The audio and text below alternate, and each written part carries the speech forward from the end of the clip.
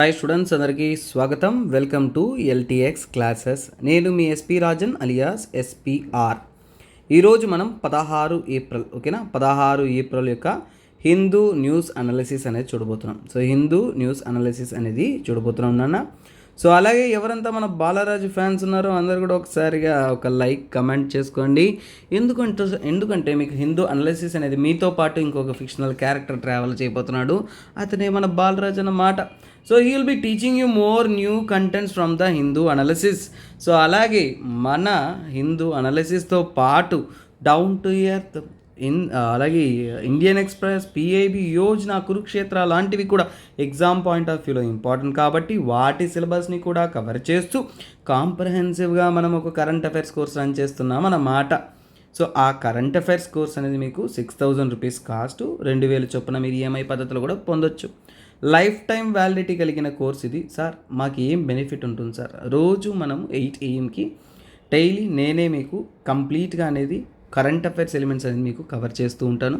చాలా కొత్త విషయాలు, important Geography, historical, political science and tech, environment అలాంటి కాంప్రహెన్సివ్గా అన్ని మ్యాప్స్ ఇవన్నీ కూడా చూసుకుంటూ మనం కవర్ చేస్తూ ఉంటాం. ఓకేనా. లాంగ్ టర్మ్ ప్రిపరేషన్స్లో మీరు ప్రిలిమ్స్ రాస్తున్నారంటే ప్రిలిమ్స్కి ముందు మీకు యూపీఎస్సీ రివిజన్ ఉంటుంది. ఆ యూపీఎస్సీ రివిజన్ కూడా ఏంటంటే మీకు ఫ్రీగానే అందిస్తాము. సో ఒక్క రివిజన్కే మీకు యూపీఎస్సీ అంటే current affairs, UPSC current affairs revision, ఆ కరెంట్ అఫైర్స్కే చాలా అమౌంట్ స్పెండ్ చేయాల్సి వస్తుంది. కానీ అది కూడా మీకు ఇక్కడ ఫ్రీగానే 50 hours ఆఫ్ రివిజన్స్ అనేది ఇస్తాం నన్ను. సో అవంతా కూడా ఇదే కోర్సులో ఇంక్లూడ్ అనేది అయ్యి ఉంటుంది. సో అది ఒక అద్భుతమైన అవకాశం. మీరు వైజాగ్ నుండి సివిల్ సర్వీస్ ప్రిపేర్ అవ్వాలి అనుకుంటున్నారా? మీరు తెలుగు రాష్ట్రాల్లో ఎక్కడ నుంచైనా ఉండొచ్చు. కానీ if you want to prepare in UPSC, IAS prepare అవ్వాలి అనుకుంటే ఆఫ్లైన్ బ్యాచెస్కి మనము ఫీజ్ అనేది రివిజన్ చేస్తున్నాం నాన్న. న్యూ బ్యాచెస్ అనేది 1st May స్టార్ట్ అవుతుంది.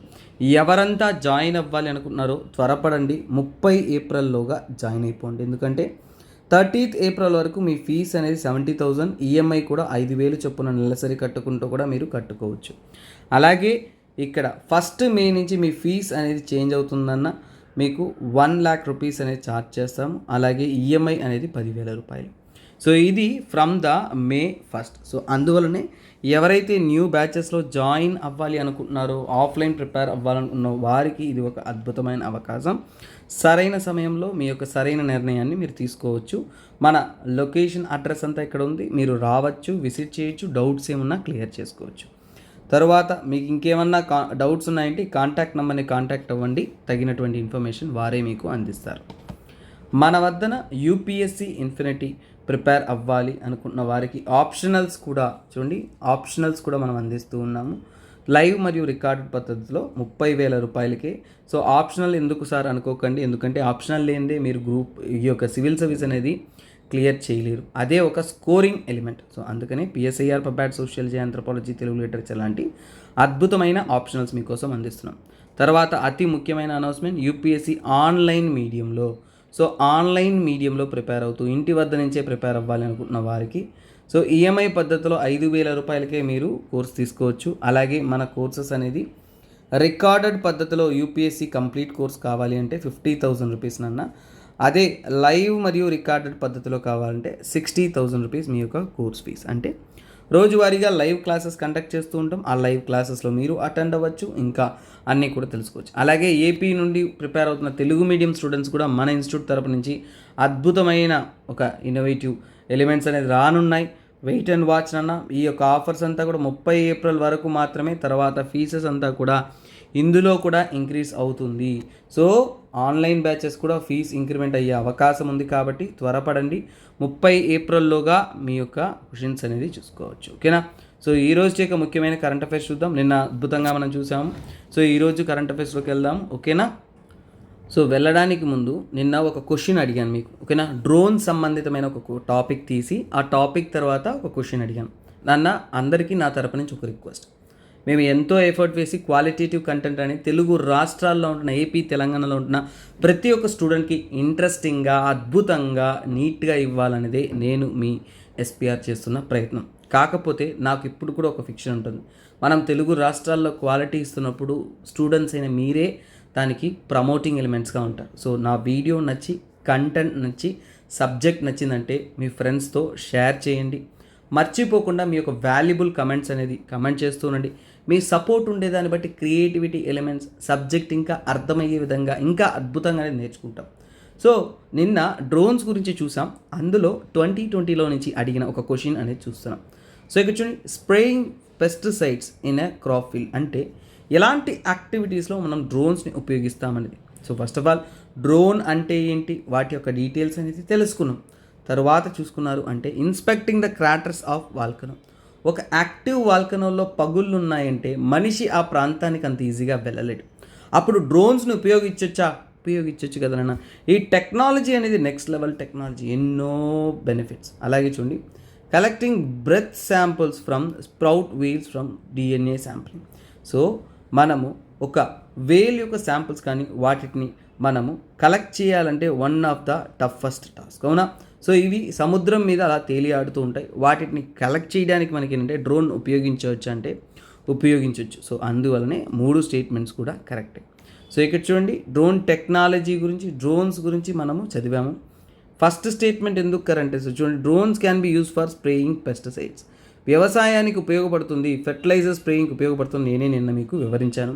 సో మొదటి స్టేట్మెంట్ కరెక్ట్. అందుకోసం ఏంటంటే మినిస్ట్రీ ఆఫ్ అగ్రికల్చర్ తరపు నుంచి సెంట్రల్ ఇన్సెక్టిసైడ్స్ బోర్డు వారు స్ప్రేయింగ్ పెస్టిసైడ్స్ కోసం డ్రోన్స్ని ఉపయోగించడం అనేది జరిగింది. Statement 1 is right. తర్వాత centre for geosciences GFZ Germany వారు ఏంటంటే ఈ డ్రోన్స్ని ఉపయోగించుకొని ఏంటంటే కన్నా కొన్ని థర్మల్ కెమెరాస్ వాటిని ఉపయోగించుకొని శాంటా మ్యారియో వాల్కనో అనేది గ్వాంటెమెలా ప్రాంతంలో ఏంటంటే వాళ్ళు కెమెరాస్ ద్వారా, థర్మల్ కెమెరాస్ ద్వారా ఇమేజెస్ ఇవన్నీ కూడా కలెక్ట్ చేస్తున్నారు. తర్వాత research in Woods Hole oceanic institute అనేవారు చూడండి UAVస్ని ఉపయోగించుకొని, డ్రోన్స్ని ఉపయోగించుకొని కొన్ని బ్రెత్ శాంపుల్స్ అనేది హంబ్యాక్ వాల్కెనోస్ నుంచి కూడా ఏంటంటే సో హంబ్యాక్ వేల్స్ నుంచి ఏంటంటే కలెక్ట్ చేసుకొని రావడం అనేది జరిగింది. ఇవన్నీ కూడా ఏంటంటే ఆల్రెడీ చేశారు కాబట్టి ఈ 3 స్టేట్మెంట్స్ UPSCలో అడిగారు. ఆ 3 స్టేట్మెంట్స్ రైట్ కాబట్టి మీ ఆప్షన్ 4, 1, 2, 3. సో ఆబ్వియస్గా మీకు క్వశ్చన్ ఎలా అడుగుతారో మీకు అర్థమైంటుంది, ఓకేనా. దట్ ఈస్ వాట్ ఒక టాపిక్ చదివిన తర్వాత ఆ టాపిక్ నుంచి క్వశ్చన్స్ ఎలా వస్తుంది. సో నిన్న అడిగాను, అది ఈరోజు వివరించాను. సో నేను టాపిక్స్ చెప్తున్నప్పుడు కొన్నిసార్లు టాపిక్ రిలేటెడ్ PVQనో లేదంటే ప్రీవియస్ ఇయర్ క్వశ్చనో ఏదో ఒకటి ఇచ్చి అది ఎలా అడుగుతారో కూడా మీకు వివరిస్తూ ఉంటారు, ఓకేనా. సో ప్రతి ఒక్కటి మీకు ఎఫెక్టివ్గా ఇవ్వడంలో అనేది మనం ప్రయత్నం చేస్తూ ఉంటాం, అండర్స్టాండ్ చేసుకుంటూ ఉంటాం. Let's get in to the topic of the day. So ఈ కాన్సెప్ట్ అర్థం చేసుకోవడానికి ముందు మన బాలరాజు సీన్లోకి వస్తాడు. మన బాలరాజు హిందూ న్యూస్ పేపర్ తీశాడు. తీయగానే మనకు వచ్చింది ఏంటి, మ్యాగ్నెటో రెసిస్టెన్స్. ఏంటది మ్యాగ్నెటో రెసిస్టెన్స్ అనే పదం ఉంది, అది గ్రాఫిన్కి సంబంధితమైన స్టేట్మెంట్ ఇచ్చారు. వెంటనే ఈ టాపిక్ దేనికి రిలేటెడ్ అని ఆలోచించాడు. అది ఏంటంటే సైన్స్ అండ్ టెక్నాలజీకి ఇంపార్టెంట్. సో ఇది ప్రిలిమ్స్ లెవెల్లోనూ మెయిన్స్ లెవెల్లోనూ ఫస్ట్ ఈ యొక్క మ్యాగ్నెటో రెసిస్టెన్స్ అనే కాన్సెప్ట్ ప్రిలిమ్స్లో అడగచ్చు. అలాగే ఈ కాన్సెప్ట్ని డీటెయిల్ వివరణ మెయిన్స్లో అడగచ్చు. గ్రాఫిన్ అనేది దానికి ఉంటున్న మ్యాగ్నెటో రెసిస్టెన్స్ అనేది మీకు ఖచ్చితంగా ఏంటంటే మెయిన్స్ లెవెల్లో కూడా అడగచ్చు అనేది అర్థమైపోయింది. అయితే మనం ఈ ఆర్టికల్ని శుభ్రంగా చదవాలి కదా. సో మన బాలరాజుకి డౌట్ వస్తే నన్ను అడిగాడు, బాలరాజుకి వివరిస్తున్నాను అనమాట. ఫస్ట్ ఆఫ్ ఆల్ మనకి ఏంటంటే ఇది న్యూస్లో ఉండడానికి అసలైన కారణం ఏంటంటేనన్నా, సో చూడండి యూకేకి చెందిన నోబెల్ లిటరేట్, ఓకేనా, నోబెల్ గెలుచుకున్న వ్యక్తి, ఓకేనా, నోబెల్ లారియట్, ఓకేనా, నోబెల్ లారియట్ అంటే నోబెల్ గెలుచుకున్న వ్యక్తి ఆండ్రే జెయిమ్, ఓకేనా. So Andre జెయిమ్.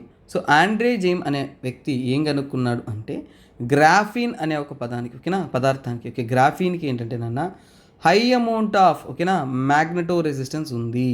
గ్రాఫిన్కి ఏంటంటే మ్యాగ్నెటో రెసిస్టెన్స్ అనేది ఎక్కువగానే ఉంది అనేది కనుక్కుంటారు. ఇప్పుడు మ్యాగ్నెటో రెసిస్టెన్స్ అనేది వేరే పదం, వాటికి ఉపయోగాలు ఏంటి, ఎక్కడ ఉపయోగిస్తాం అనేది తెలుసుకుందాం. ఫస్ట్ మ్యాగ్నెటో రెసిస్టెన్స్ అంటే ఏంటి? సో సార్ నాకు మ్యాగ్నెటో రెసిస్టెన్స్ అంటేనే అర్థం కావట్లేదు సార్, అవునా. సో ఇప్పుడు పేరులోనే మనకు వస్తుంది రెసిస్టెన్స్ అంటే ఏంటి. రెసిస్టెన్స్ అంటే సంథింగ్ అపోజింగ్, ఓకేనా. సో అక్కడ ఫ్రీ ఫ్లోని అపోజ్ చేస్తుందే మనం ఏంటంటే రెసిస్టెన్స్ అంటాం. సో మ్యాగ్నెటిక్ రెసిస్టెన్స్ అంటే ఏంటంటే ఫర్ ఎగ్జాంపుల్ ఏదైనా మెటల్ అయినా కానీ గుర్తుపెట్టుకొని ఎనీ మెటల్ అయినా అలాగే సెమీ కండక్టర్ అయినా కానీ, ఓకేనా, సెమీ కండక్టర్ తీసుకున్న ఒక మెటల్ అయినా సెమీ కండక్టర్ అయినా తీసుకున్నారనుకోండి. సో ఏదైనా ఒకటి తీసుకున్నామంటే ఆ మెటీరియల్ పైన, ఓకేనా, మెటీరియల్ పైన ఉంటున్న, ఓకేనా, మ్యాగ్నెటిక్ ఫీల్డ్ అనేది ఓకేనా, మ్యాగ్నెటిక్ ఫీల్డ్ అనేది వ్యారీ అవుతుంది ఓకేనా. మ్యాగ్నెటిక్ ఫీల్డ్ యొక్క ప్రభావం కానీ మ్యాగ్నెటిక్ ఫీల్డ్ కానీ వ్యారీ అవుతుంది అనేది మనకు తెలుసు ఓకేనా. మ్యాగ్నెటిక్ ఫీల్డ్ ఏమవుతుంది, వాటి మీద వ్యారీ అనేది అవుతుంది. సో అలా వ్యారీ అవుతున్న ఓకేనా, సో ఆ వ్యారీ అవుతున్న మ్యాగ్నెటిక్ ఫీల్డ్ని మనం ఏమంటామంటే, ఎందుకు అలా వ్యారీ అవుతుందంటే దానికి కారణం వచ్చేసి మ్యాగ్నెటో రెసిస్టెన్స్. సో ఇప్పుడు ఒకవేళ ఎక్కడైనా కానీ ఒక మ్యాగ్నెటిక్ ఫీల్డ్ ఉందనుకోండి, ఆ ఫీల్డ్ ఒక ప్రోడక్ట్ మీద ఎలక్ట్రిక్ ఛార్జెస్ ఫ్లో అవుతూ ఉన్నాయి అంటే దాని మీద ఖచ్చితంగా రెసిస్టెన్స్ అనేది యాక్ట్ అవుతుంది. అలాగే ఇలా రెసిస్టెన్స్ యాక్ట్ అవుతుందని మనకు క్లియర్గా తెలిసిన తర్వాత మనకు అర్థమయ్యే విషయం ఏంటంటేనన్నా, ఎలిమెంట్స్ ఏవైతే ఓకేనా, ఎలిమెంట్స్ని ఓకేనా, ఎలిమెంట్స్ వేటిట్లో అయితే ఈ మ్యాగ్నెటిక్ ఫీల్డ్ అనేది మారుతూ ఉంటుందో, వాటి యొక్క ప్రభావం అనేది చేంజ్ అవుతూ ఉంటుందో, సో అలా చేంజ్ అవుతూ ఉన్నప్పుడు ఏంటంటే వాటి మీద ఉంటున్న ప్రభావాన్ని వాటిని తీసుకొని ఏ ఎలిమెంట్స్ మీద ఇది ఎఫెక్ట్ చేస్తుంది, ఏ ఎలిమెంట్స్ మీద ఇది ఎఫెక్ట్ చేస్తుంది, అలాంటి వాటిని ఏమంటామంటే మ్యాగ్నెటో రెసిస్టార్స్ అంటాం ఓకేనా. మ్యాగ్నెటో రెసిస్టార్స్ అని అంటాం. సో ఇప్పుడు ఈ రెసిస్టార్స్ అనేది మ్యాగ్నెటిక్ ఫీల్డ్ని బట్టి మారుతూ ఉంటుంది. జనరల్గా ఓకేనన్నా, జనరల్గా ఏంటంటేనన్నా ఈ యొక్క మ్యాగ్నెటిక్ ఫీల్డ్ ఉంటుంది చూసారా. సో ఇక్కడ మ్యాగ్నెటో రెసిస్టార్ను ఉపయోగించుకొని మనం ఏం చేయొచ్చు అంటే చూడండి, సో ఇది మ్యాగ్నెటో రెసిస్టార్స్ ఎందుకు ఉపయోగపడుతుందంటే ముఖ్యంగా చూడండి, to find the presence of ఓకేనా, ప్రెసెన్స్ ఆఫ్ మ్యాగ్నెటిక్ ఫీల్డ్. అరే ఇక్కడ మ్యాగ్నెటిక్ ఫీల్డ్ ఉందిరా అనేది మనకి తెలియడానికి ఓకేనా. సో అలాంటి విషయాలకు ఏంటంటే మనకి మ్యాగ్నెటో రెసిస్టెన్స్ అనేది ఉపయోగపడుతుంది. అలాగేనన్నా. సో ఇక్కడ చూడండి, సో డైరెక్షన్ ఆఫ్ ఫోర్స్ అంటే ఈ మ్యాగ్నెటిక్ ఫీల్డ్ అనేది ఏ డైరెక్షన్లో ఉంది అనేదానికి తెలుసుకోవచ్చు. సరే, జనరల్గా మనం మ్యాగ్నెటిక్ రెసిస్టార్స్ అనేది వేటితో తయారు చేస్తాం నార్మల్గా. నేను ఈరోజు కాన్సెప్ట్లోకి రాలా. ఈరోజు కాన్సెప్ట్ ఏంటంటే గ్రాఫీన్ గురించి. ఫస్ట్ నేనేంటంటే మ్యాగ్నెటో రెసిస్టార్స్ అంటే ఏంటో చెప్పేసి తర్వాత గ్రాఫీన్ గురించి కాన్సెప్ట్లోకి వెళ్తానన్నమాట. అప్పుడు మీకు ఫస్ట్ ఆఫ్ ఆల్ మ్యాగ్నెటిక్ రెసిస్టార్స్ అంటే ఏంటి తెలిసి తర్వాత ఆ కంటెంట్ అనేది అర్థమవుతుంది. సో ఇక్కడ ఫస్ట్ ఆఫ్ ఆల్ ఏంటంటే, సో ఇక్కడ చూడండి, ఈ మ్యాగ్నెటో రెసిస్టార్స్గా జనరల్గా ఓకేనా, మ్యాగ్నెటో రెసిస్టార్స్గా వేటిని ఉపయోగిస్తాం. మ్యాగ్నెటో రెసిస్టార్స్ అనేది మనం ఏంటంటేనన్నా ఇండియం జనరల్గా వాడేది అంటే ఇండియం యాంటీమొనైడ్ అనేది ఉపయోగిస్తాడు. లేదంటే ఇండియం ఓకేనా, ఇవన్నీ కూడా సెమీ కండక్టర్ మెటీరియల్స్ అన్న ఇండియం ఆర్సెనైడ్ అనేది ఉపయోగిస్తారు. ఇలాంటి వాటిని వారు ఉపయోగిస్తూ ఉంటారు. సో ఇక్కడ మనం తెలుసుకోవాల్సిన ఒక విషయం ఏంటంటే సో చూడండి, ఈ మ్యాగ్నెటో రెసిస్టార్స్ వల్ల వచ్చే రెసిస్టెన్స్ అనేది ఓకేనా, రెసిస్టెన్స్ ఆఫ్ మ్యాగ్నెటో రెసిస్టార్స్ ఓకేనా. మ్యాగ్నెటో రెసిస్టార్స్ ఏవైతే ఉంటాయో వాటి నుంచి ఓకేనా, రెసిస్టార్స్ ఏవైతే ఉన్నాయో వాటి నుంచి వస్తున్న resistance of magneto రెసిస్టార్స్ is directly proportional to. So ఇది కొద్దిగా మనకి ఫిజికల్ కాన్సెప్ట్స్లో వస్తుంది. Directly proportional to magnetic field. So దీని ద్వారా మీరు ఏం అర్థం చేసుకోవాలంటే మ్యాగ్నెటిక్ ఫీల్డ్ పెరిగే కొద్దీ, సో ఇక్కడ ఏంటంటే మ్యాగ్నెటిక్ ఫీల్డ్ పెరిగిందంటే మ్యాగ్నెటో రెసిస్టార్స్ యొక్క రెసిస్టెన్స్ కూడా పెరుగుతుందన్నమాట. సో అంటే ఇక్కడ మ్యాగ్నెటో రెసిస్టార్స్ యొక్క మెయిన్ ఉపయోగం ఏంటంటే వీ కెన్ యూస్ అంటే వీటిని ఆపరేట్ చేయొచ్చు. ఎలా ఆపరేట్ చేయొచ్చు? ఆపరేట్ వితౌట్ కాంటాక్ట్ అనమాట. అంటే వితౌట్ కాంటాక్ట్, ఎటువంటి కాంటాక్ట్ లేకుండా మనం ఆపరేట్ చేసుకోవచ్చు మ్యాగ్నెటో రెసిస్టార్స్ని. ఎందుకంటే మ్యాగ్నెటిక్ ఫీల్డ్ మీద పనిచేస్తుంది కదా అదే. సో అదే దీని యొక్క మేజర్ అడ్వాంటేజ్ కూడా. సరే, దీని యొక్క ఉపయోగాలు ఏంటి, యూసెస్ ఏంటి? మన ఉపయోగాల విషయానికి వచ్చామంటే చూడండి, వీటిని హార్డ్ డిస్క్లో ఉపయోగిస్తారు ఓకేనా, హార్డ్ డిస్క్స్లో ఉపయోగిస్తారు. కంప్యూటర్స్లో ఏదైతే ఉన్నాయో కంప్యూటర్ హార్డ్ డిస్క్స్లో ఎక్కువగా ఉపయోగిస్తూ ఉంటాం. ఎలక్ట్రానిక్ కంపాసెస్లో ఉపయోగిస్తారు ఓకేనా, ఎలక్ట్రానిక్ కంపాస్ ఏదైతే ఉంటుందో వాటిలో యూజ్ చేస్తారు. తర్వాత మెజరింగ్స్లో యూజ్ చేస్తారు, ఎక్సెట్రా. ఇలాంటి ఉపయోగాలు ఎన్నిట్లో అనేది దీన్ని ఉపయోగిస్తారు. సో అలాగే మొట్టమొదటిసారిగా ఫస్ట్ టైం వచ్చేసి ఈ మ్యాగ్నెటో రెసిస్టివ్ కాన్సెప్ట్ ఏదైతే ఉంటుందో ఓకేనా, మ్యాగ్నెటో రెసిస్టివ్, ఈ మ్యాగ్నెటో రెసిస్టివ్ ఎఫెక్ట్ అనేది మొట్టమొదటిసారిగా సైంటిస్ట్ కనుక్కున్నది ఏంటంటే ఇప్పుడు కాదు ఇప్పుడు కరెంట్ అఫైర్స్లో ఉంది, కానీ 1856లోనే విలియం థామ్సన్, ఎవరైనా సో విలియం థామ్సన్ అనేవారు ఓకేనా, విలియం థామ్సన్ అనేవారు అప్పుడే కనుగొన్నారన్నమాట దీన్ని. సో ఇది యాక్చువల్గా ఇది వర్క్ అయ్యే ప్రిన్సిపల్ని, ఈ మ్యాగ్నెటో రెసిస్టివ్ ఎఫెక్ట్ ఏదైతే ఉందో అలాగే మ్యాగ్నెటో రెసిస్టార్స్ ఏవైతే ఉన్నాయో working principle. So working principle అనేది ఏంటంటే మ్యాగ్నెటిక్ ఫీల్డ్స్ని అనుసరించి పనిచేస్తుంది. కాబట్టి ఈ వర్కింగ్ ప్రిన్సిపల్స్ని మనం క్లియర్గా చూసాము అంటే ఎలక్ట్రోడైనమిక్స్ అంటారు. సో ఎలక్ట్రో డైనమిక్స్ అంటారు. సో వాటిని అనుసరించే ఇది వర్క్ అనేది అవుతుంది. చాలా టెక్నికల్గా వెళ్ళామంటే ఇంకా టెక్నికల్ ఎలిమెంట్స్ వస్తాయి నాన్న. బట్ ఏంటంటే మనము ఎంతకంత ఏంటంటే you need to be precise, అంటే ఎక్కువ డెప్త్ పోతే కూడా ఏంటంటే సబ్జెక్ట్ అనేది టఫ్ అయిపోతుంది. సో అందువల్ల యూపీఎస్సీలో మీరు పిహెచ్డీ చేయరు సైన్స్ అండ్ టెక్నాలజీలో రిక్వైర్డ్ ఎలిమెంట్ ఎలా పనిచేస్తుంది ఏంటి అనేది మనం తెలుసుకోవచ్చు. సో ఇక్కడ ఏంటంటేనన్నా ఏదైనా కండక్టర్ ఉందనుకోండి, ఆ కండక్టర్ పైన ఎలక్ట్రికల్ రెసిస్టెన్స్ అనేది వస్తుంది. ఓకేనా, ఎలక్ట్రికల్ రెసిస్టెన్స్ అనేది కలుగుతుంది. ఈ ఎలక్ట్రికల్ రెసిస్టెన్స్ అంటే ఎలక్ట్రిసిటీ ఫ్లోలో చేంజ్ జరుగుతుందన్న. ఇది దేని వల్ల జరుగుతుంది, ఇది ఎలా ఎఫెక్ట్ అవుతుందంటే మ్యాగ్నెటిక్ ఫీల్డ్స్ వల్ల. ఓకేనా, మ్యాగ్నెటిక్ ఫీల్డ్స్ వల్ల. ఈ మ్యాగ్నెటిక్ ఫీల్డ్స్ అనేది ఎక్కడి నుంచి వస్తుందంటే అడ్జసెంట్, అంటే పక్కనున్న మెటీరియల్ని బట్టి ఉంటుంది. అలా ఉంటున్నప్పుడు వీరు స్టడీ చేసిందే ఈ గ్రాఫిన్. ఓకేనా, ఈ గ్రాఫిన్ అంటే ఏంటో తెలుసుకున్నామంటే మనకి క్లియర్గా అర్థమైపోతుంది. ఇప్పుడు సైంటిస్ట్ ప్రూవ్ చేసింది అంటే ఈ గ్రాఫిన్కి కూడా ఏంటంటే జయంట్ మ్యాగ్నెటో రెసిస్టెన్స్ ఫీచర్ అనేది ఉంది. అది రూమ్ టెంపరేచర్లో, అంటే ఏంటి వారు కనుగొనింది ఏంటన్నా రూమ్ టెంపరేచర్లో ఈ గ్రాఫిన్ అనేది ఎలాగంటే జయంట్ మ్యాగ్నెటో రెసిస్టర్గా అనేది యాక్ట్ అవుతుంది. జయంట్ మ్యాగ్నెటో రెసిస్టెన్స్గా అనేది యాక్ట్ అవుతుంది. సో మొత్తానికి ఏంటంటే సో ఇది ఏంటి, ఫస్ట్ ఆఫ్ ఆల్ అసలు గ్రాఫిన్ అంటే ఏంటి సార్? సో గ్రాఫిన్ అంటే ఏంటంటే సింగిల్ లేయర్గా, అంటే ఏంటంటే మోనోలేయర్గా, ఓకేనా, మోనోలేయర్గా కంపాక్ట్గా ఫిక్స్ అయిన ఒక కార్బన్ ఆటమ్స్ అనమాట. మోనోలేయర్గా ఫామ్ అయిన కార్బన్ ఆటమ్స్.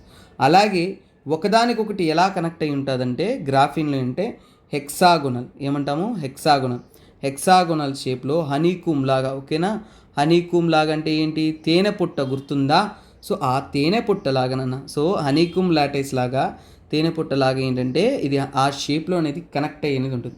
సో అలాగే ఈ గ్రాఫిన్ తయారవ్వడానికి ముఖ్యమైన బిల్డింగ్ బ్లాక్, ఓకేనా, బిల్డింగ్ మెటీరియల్ ఏంటంటేనన్నా మెటీరియల్ అని చెప్పకూడదు, బిల్డింగ్ బ్లాక్స్.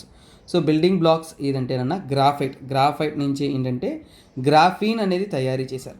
ఆ గ్రాఫీన్లో స్పెషాలిటీ ఏంటంటే చాలా థిన్నెస్ట్ అన్న. సో ప్రపంచంలోనే కనుగొన్న వాటిలో ఇది థిన్నెస్ట్. తర్వాత ఏంటి ఎలక్ట్రికలీ, అంటే ఇందులో ఎలక్ట్రిసిటీ పాస్ అవ్వగలదు ఎలక్ట్రికల్లీ, అలాగే థర్మలీ. ఓకేనా, థర్మలీ ఏంటంటేనన్నా ప్రపంచంలోనే చాలా వరకు ఎలక్ట్రికల్లీ అండ్ థర్మల్లీ ఉంటున్న ఒక మోస్ట్ ఎఫిషియంట్ ఎలిమెంట్ ఇది. ఓకేనన్నా, సో అందుకనే thinnest, electrically and thermally, conductive.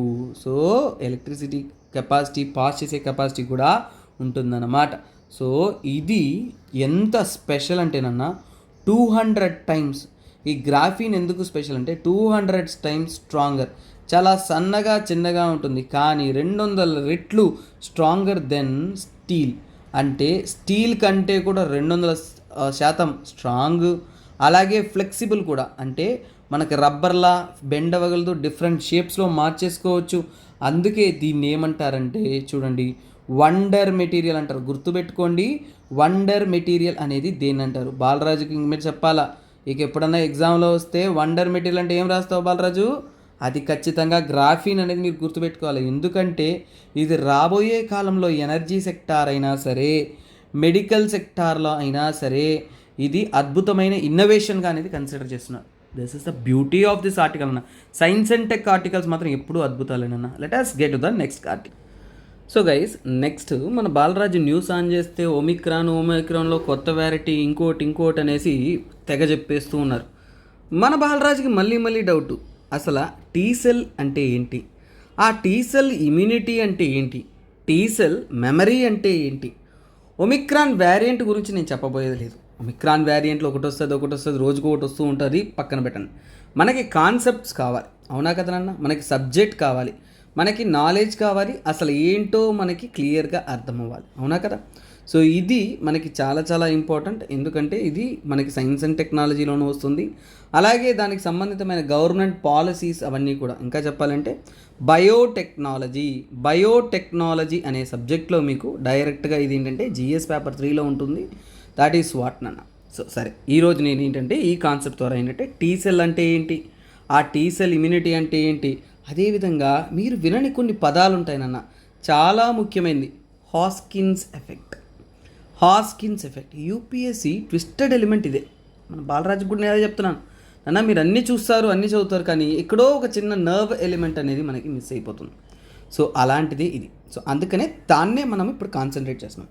First మన బాలరాజుకి టీ సెల్ అంటే నేర్పించేద్దాం రండి, ఓకేనా? Yes, let's stay together and teach Balaraju what is T cells. అసలు టీ సెల్ అంటే ఏంటి? టీ సెల్ ఎక్కడ ప్రొడ్యూస్ అవుతుంది? టీ సెల్స్ అనేది మన బాడీలో ప్రొడ్యూస్ అవుతుందన్న. ఫర్ ఎగ్జాంపుల్ అంటే ఇన్ థైమస్, అంటే సింపుల్ థింగ్. టీ సెల్స్ అనేది ఎక్కడ ప్రొడ్యూస్డ్, ఓకేనా? ప్రొడ్యూస్డ్ ఇన్ థైమస్, అందుకే టీ సెల్స్ అంటాం. అలాగే టీ సెల్స్ ఎందుకంటేనన్నా, ఫర్ ఎగ్జాంపుల్ ఏంటంటే చూడండి, ఇందులో టీ సెల్స్ డిఫరెంట్ వెరైటీస్ ఉంటాయి. టీ సెల్లో టీ సెల్ రెసెప్టార్ ఏముంటుంది? టీ సెల్ రెసెప్టార్ అనేది ఉంటుంది. ఈ రెసెప్టార్ ఏం చేస్తుందంటే సో రికగ్నైజ్ చేస్తుంది. మనకి తెలుసు కదా నాన్న, ఏదైనా కానీ మనకి ఫర్ ఎగ్జాంపుల్ చూడండి, తప్పు జరుగుతుందంటే మనం ఎమర్జెన్సీ అలారం క్లిక్ చేస్తాం కదా, అలాంటి ఎమర్జెన్సీ అలారంలా పనిచేస్తుంది. అంటే ఏంటంటే ఇది రికగ్నైజ్ చేస్తుంది, recognise foreign particles. So foreign particles అంటే మన బాడీలో లేని డేంజరస్ పార్టికల్స్ బయట నుంచి ఏదైనా మన బాడీలోకి ఎంటర్ అవుతుందంటే యాంటీజెన్స్ అంటాం. సో అలాంటి యాంటీజెన్ని గుర్తిస్తుంది. సో గుర్తించడం ఒకటే పని అంటే గుర్తించడం మొదటి పని. తర్వాత ఈ టీ సెల్స్లో ఏంటంటే 2 టైప్స్ ఉంటుంది, ఓకేనా? 2 టైప్స్ ఆఫ్ టీ సెల్స్ ఉంటుంది. ఆ 2 టైప్స్ ఏంటంటే, ఒకటంటే ఏంటన్నా హెల్పర్ టీ సెల్. ఏంటది? హెల్పర్ టీ సెల్ ఒకటి ఉంటుంది. తర్వాత ఇంకొకటి ఏంటంటే ఓకేనా? సైటోటాక్సిక్. టాక్సిక్ అన్నప్పుడు ఏంటి? విషం ఏం చెప్తుంది? చంపేస్తుంది, అలా గుర్తుపెట్టుకోండి. హెల్పర్ అనేది ఏంటంటే మన బాడీలో, ఓకేనా, మన బాడీలో మిగతా సెల్స్కి హెల్ప్ చేస్తుంది. ఎలాగా? హెల్ప్ అంటే హెల్ప్ అదర్ సెల్స్. ఎలాగా హెల్ప్ అదర్ సెల్స్? బై ఏంటది? Immune system. అంటే మన బాడీని ఇంకా ఇమ్యూన్ సిస్టమ్ని బిల్డ్ చేసి మిగతా సెల్స్ని తనను హెల్ప్ చేస్తుంది. మరి సైటోటాక్సిక్ అంటే ఏంటి? ఆల్రెడీ ఇన్ఫెక్టెడ్, అంటే ఆల్రెడీ మన బాడీలో ఇన్ఫెక్షన్ అయిపోయింది. ఇమ్యూన్ సిస్టమ్ అనేది ఇన్ఫెక్షన్ కాకముందు బాగా పనిచేస్తుంది. సో అందుకే ఇమ్యూన్ సిస్టమ్ డ్యామేజ్ అయిందంటే మన హెల్త్ అనేది పనిచేయదు. సో ఇక్కడేంటంటే ఇన్ఫెక్టెడ్ సెల్స్ కానీ లేదంటే ఓకేనా, ఇన్ఫెక్టెడ్ సెల్స్ అండ్ ట్యూమర్స్ ఏవైనా కానీ బాడీ పార్ట్స్ ఇన్ఫెక్టెడ్ అయ్యి ఉంటే వాటిని కిల్ చేసేస్తుంది, అంటే చంపేస్తుంది. That is what cytotoxic T cells. ఇప్పుడు టీ సెల్ అంటే ఏంటి, టీ సెల్ విషయాలు ఏంటి అన్నీ మనకి అర్థమైపోయింది. సో ఇక్కడ ఏంటంటే టీ సెల్స్ అనేది ఎప్పుడూ కూడా ఎందుకు పనిచేస్తుందంటేనన్నా, it will reduce severity of a disease. అంటే మనకు ఒక జబ్బు వచ్చిందంటే ఆ జబ్బు మనల్ని తాకకుండా ఉండడానికి ఇది పనిచేస్తుంది అనమాట. ఇది ఏంటి టీ సెల్ అంటే ఏంటి? ఒక చిన్న వ్యూ నాన్న. I'm not gonna drag you into core element. చెప్తున్నా కదా, యూపీఎస్సీ అంటే పిహెచ్డి చేయడం కాదు, అంటే ఏంటో క్లియర్గా తెలుసుకోవడం. సో ఇక్కడ నాన్న మన బాడీలో జరుగుతున్న హెల్తీ ఇండివిజువల్కి టీ సెల్స్ అనేది ప్రొటెక్టివ్ ఎలిమెంట్గా ఉంటుంది. So for example common cold నుంచి అన్ని వెరైటీస్కి మన బాడీలో టీ సెల్స్ అనేది రెస్పాండ్ అవుతుంది. జలుబు వచ్చింది అనుకోండి, మీరు 100 ట్యాబ్లెట్లు వాడండి, టానిక్లు వాడండి, ఏమన్నా వాడండి, మీరు ఏం వాడినా ఆ వారం రోజులు ఉండి తగ్గిపోతుంది.